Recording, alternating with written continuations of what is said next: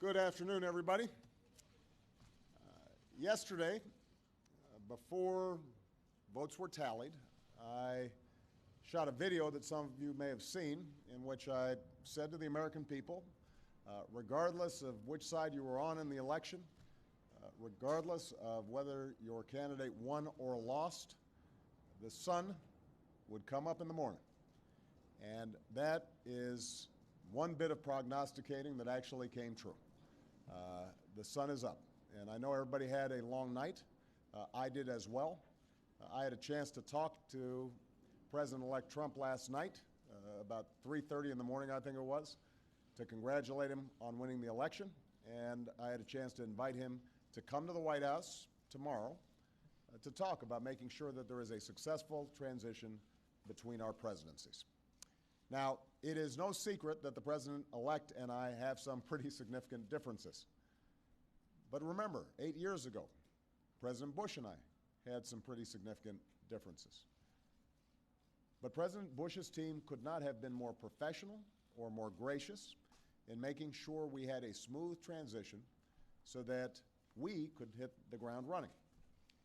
And one thing you realize quickly in this job is that the presidency and the vice presidency is bigger than any of us. So I have instructed my team to follow the example that President Bush's team set 8 years ago and work as hard as we can to make sure that this is a successful transition for the President-elect. Because we are now all rooting for his success in uniting and leading the country. The peaceful transition of power is one of the hallmarks of our democracy. And over the next few months, we are going to show that to the world. I also had a chance last night to speak with Secretary Clinton, and I just had a chance to hear her remarks. I could not be prouder of her. She has lived an extraordinary life of public service.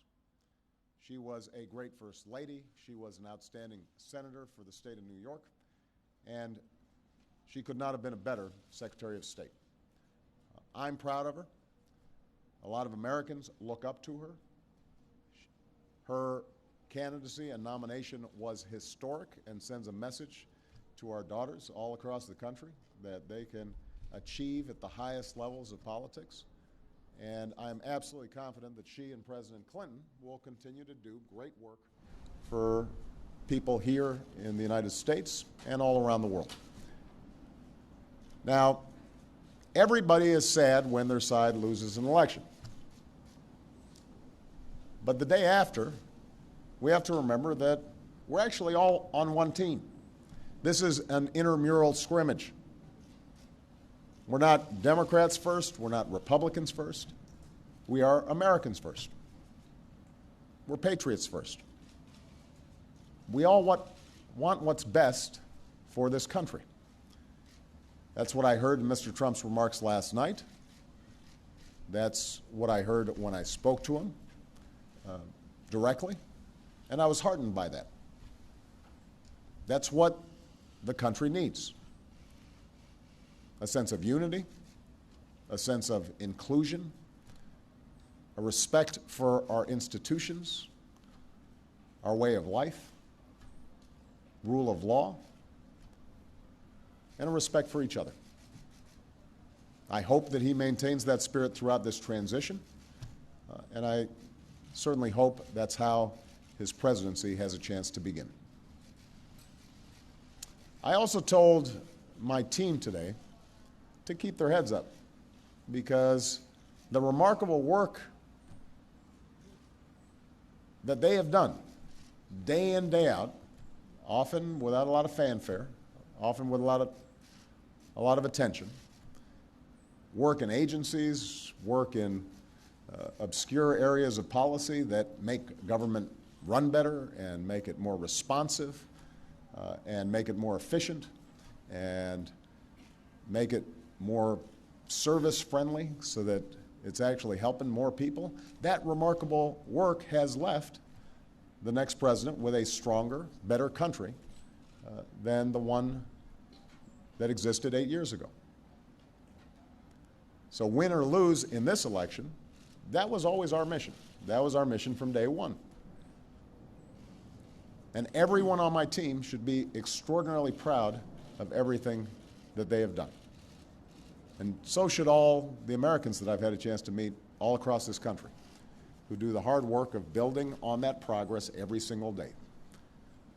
Teachers in schools, doctors in ER clinic, small businesses putting their all into starting something up, making sure they're treating their employees well. All the important work that's done by moms and dads and families and congregations in every state. The work of perfecting this union. So this was a long and hard-fought campaign. A lot of our fellow Americans are exultant today. A lot of Americans are less so. But that's the nature of campaigns. That's the nature of democracy. It is hard and sometimes contentious and noisy.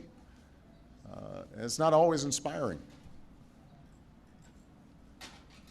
But to the young people who got into politics for the first time and may be disappointed by the results, I just want you to know you have to stay encouraged.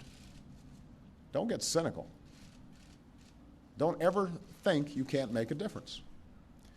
As Secretary Clinton said this morning, fighting for what is right is worth it. Sometimes you lose an argument. Sometimes you lose an election. You know, the path that this country has taken has never been a straight line. We zig and zag, and sometimes we move in ways that some people think is forward and others think is moving back. And that's okay. I've lost elections before. Joe hasn't, but, you know. So I've been sort of sharing. Remember, you beat me badly. That's the way politics works sometimes. We try really hard to persuade people that we're right. And then people vote. And then if we lose, we learn from our mistakes, we do some reflection, we lick our wounds, we brush ourselves off, we get back in the arena. We go at it. We try even harder the next time. The point, though, is that we all go forward with a presumption of good faith in our fellow citizens. Because that presumption of good faith is essential to a vibrant and functioning democracy. That's how this country has moved forward for 240 years. That's how we've pushed boundaries and promoted freedom around the world. That's how we've expanded the rights of our founding to reach all of our citizens. It's how we have come this far. And that's why I'm confident that this incredible journey that we're on as Americans will go on. And I'm looking forward to doing everything that I can to make sure that the next president is successful in that. I've said before, I think of this job as being a relay runner. You take the baton, you run your best race, and hopefully by the time you hand it off,